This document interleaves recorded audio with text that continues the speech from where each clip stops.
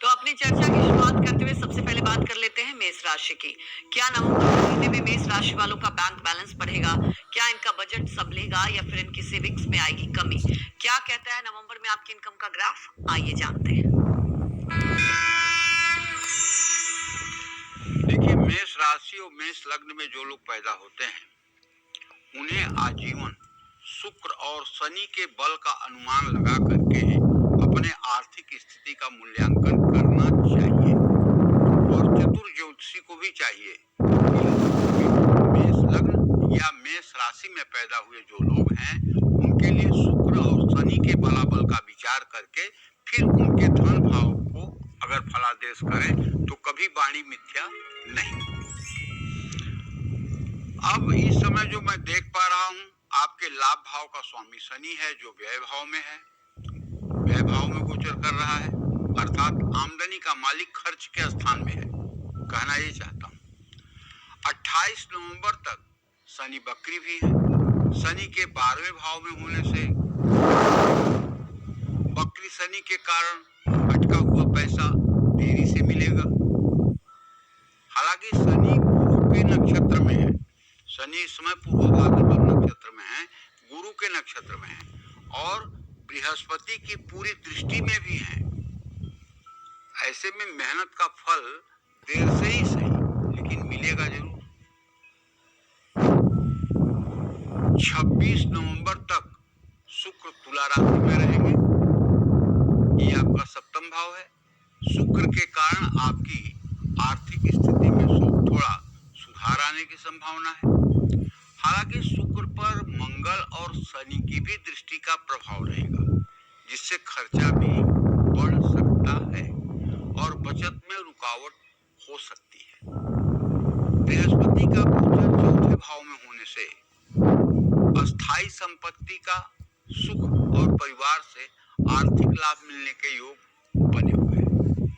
11 नवंबर से बृहस्पति बकरी हो जाएगा, इससे आर्थिक प्रगति की गति थोड़ी धीमी हो सकती है।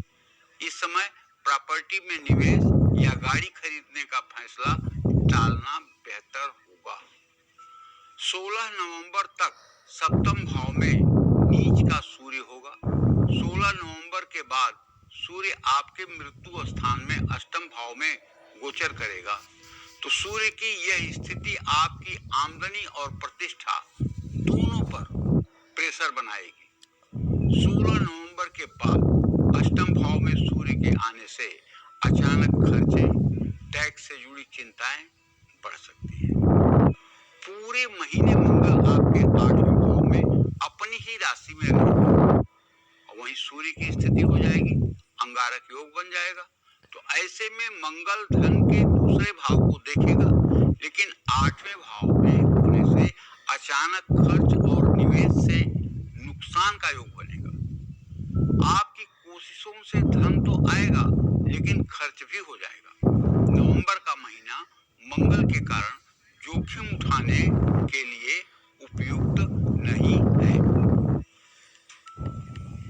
23 नवंबर तक बुध आपके 8वें भाव में रहेगा, गुप्त स्रोतों से आपको धन लाभ करा सकता है। 23 नवंबर के बाद बुध 7वें भाव में बकरी अवस्था में होगा, पैसों के लेन देन में देरी या नुकसान की संभावना होगी। 11वें भाव में राहु है और गुरु के नक्षत्र में भी है, तो राहु के कारण पुराने कार्यों से धन लाभ होने की संभावना है।